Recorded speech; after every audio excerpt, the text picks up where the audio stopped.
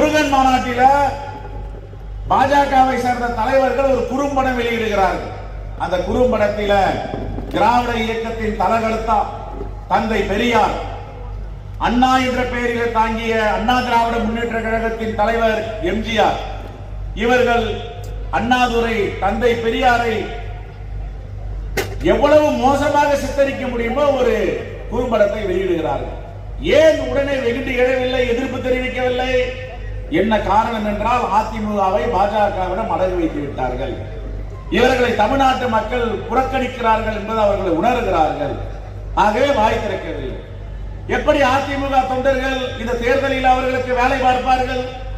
எம்ஜிஆரை நேசிப்பவர்கள், ஜெயலலிதாவை நேசிப்பவர்கள், பேரறிஞர் அண்ணாவை நேசிப்பவர்கள் அவர்களுக்கு வாக்களிப்பார்களா, பணியாற்றுவார்களா என்பதுதான் இப்பொழுது கேள்வி. இயற்கைக்கு முரணான கூட்டணியை அமைத்திருக்கிறார்கள். தமிழ்நாட்டிற்கு எப்பொழுதெல்லாம் பாஜக தமிழ்நாட்டு மக்களை புறக்கணிக்கிறதோ, தமிழகத்தை புறக்கணிக்கிறதோ, அடுத்த தலைமுறையை உருவாக்குகின்ற ஒரு துறை பள்ளிக்கல்வித்துறை. பள்ளிக்கல்வித்துறைக்கு 2350 கோடி ரூபாய் தர மறுக்கிறார்கள். ஆனால் இருந்த போதும் பரவாயில்லை, பாஜக என்ன செய்தாலும் தமிழ்நாட்டு நலனை அவர்கள் புறக்கணித்தாலும் நாங்கள் அவரோடு தான் இருப்பேன் என்றால் இது என்ன அரசியல் கட்சி என்பதுதான் மக்கள் கேட்கின்ற கேள்வி. ஜிஎஸ்டி பணத்தை கொடுக்க மாட்டார்கள்.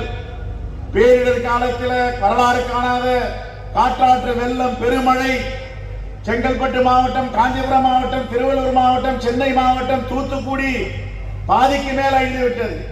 ஆனால் எந்த நிதியும் தரமாட்டோம் என்று பிடிவாதம் பிடிக்கிற பாஜகவோடு இவர்கள் கூட்டணி வைத்திருக்கிறார்.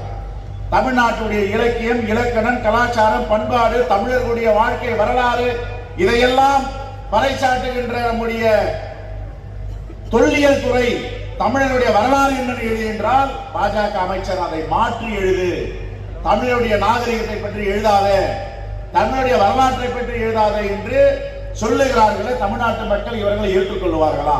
இதுதான் எங்களுடைய கேள்வி. ஆகவே தமிழ்நாட்டு மக்கள் தெளிவாக இருக்கிறார்கள்.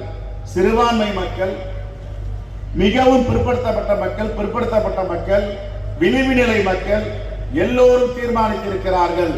இவர்களுடைய கூட்டணி போலி கூட்டணி, தமிழ்நாட்டு நலனுக்கு எதிரான கூட்டணி. இந்த கூட்டணியை புறக்கணிக்க வேண்டும் என்று முடிவு செய்திருக்கிறார்கள்.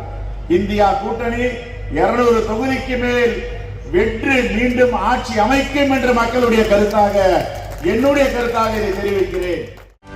செய்திகளை உடனுக்குடனும் துல்லியமாகவும் தெரிந்து கொள்ள சப்ஸ்கிரைப் பண்ணுங்க.